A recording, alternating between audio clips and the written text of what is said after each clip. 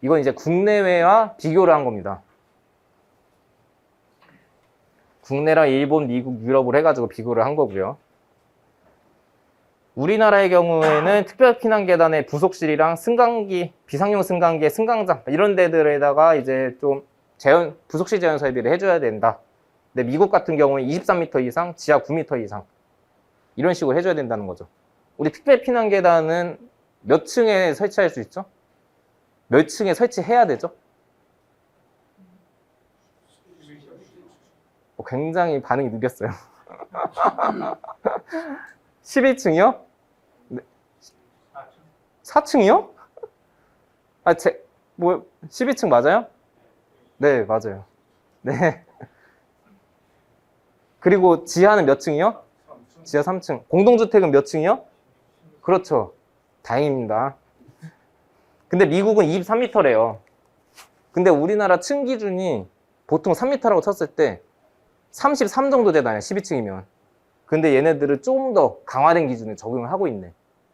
그러면 우리들도 얘네들은 이렇게 하는데 뭐 좀 더 강화된 기준을 적용하자라고 이제 플러스 알파를 적용을 해줄 수가 있겠죠. 외국 기준이랑 비교를 해가지고. 돈 드는 거 아니니까 지금 우리들한테 얘기를 해줄 수가 있는 거고요. 재원 방식도 다 달라. 얘네들이 하는 방식들이랑 우리나라 하는 방식이랑 약간씩은 다르다. 맥락은 비슷하지만.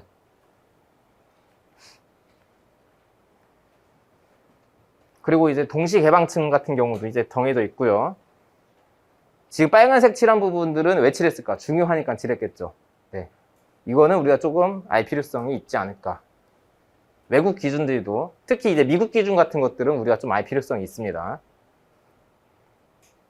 그래서 우리나라의 경우에는 최소 차압을 40파스칼, 스프링클러 설치 시에는 12.5, 그리고 개폐력은 110N으로 하고 있고, NFPA에서 보면은 얘네들이 이제 층고의 높이에 따라 가지고 25에서 45파스칼로 규정을 하고 있고요.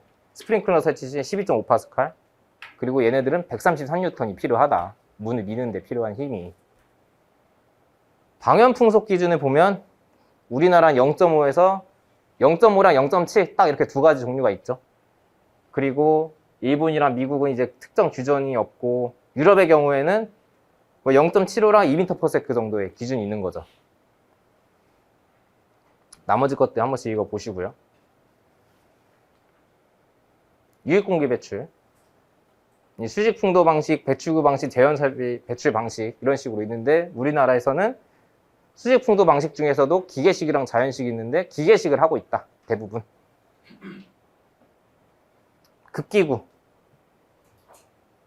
급기구는 이제 부속실은 부속실마다 설치를 하는데, 이제 계단실에 적용을 했을 때는 이제 3개 층마다 이제 급기를 설치를 하고 그렇게 해줘야 된다라는 거죠. 그래서 일본이랑 이런 미국, 유럽 기준 이런 것들이 다 있다. 한 번씩 읽어보시고요. 급배기 풍도의 기준들도 있죠. 이제 수직 풍도의 경우에 내화 구조로 하고, 급기 수평 풍도는 단열 처리를 해라. 단열 처리. 그리고 누기랑 급기랑 이런 것들도 다 제어하고요. 외기 출입구 기준들도 다 있고요. 여기서도 이제 배출구에서부터 6m 이상 이격시켰죠. 우리나라에서는 5m 이상 이격. 이런 것들이 이제 조금 차이점이 있는 거죠. 비상전원에 대한 기준들도 한 번씩 보시고요. 우리나라의 경우는 비상전원 20분. 근데 층고에 따라서 정하죠. 우리나라는 비상전원에 대한 기준을. 그래서 이런 것들을 문제점으로 이제 제시를 할 수가 있겠죠. 우리 층고에 따라서 단순하게 하지 말아라. 얘네들이 이제 1시간 정도 막 이런 식으로 또 있네요. 내화 성능이 1시간. 네. 차압 기준 비교. 아까 봤었던 거를 그냥 좀 다시 한번 보여주는 겁니다. 그래서 12.5, 40파스칼, 유럽은 50파스칼, 얘네들은 층고에 따라서 2.7, 4.6, 6.4m에 따라서 25, 35, 45파스칼, 스프링클러 설치신 12.5파스칼 이런 식으로 차압 기준에 대한 비교가 되어 있다.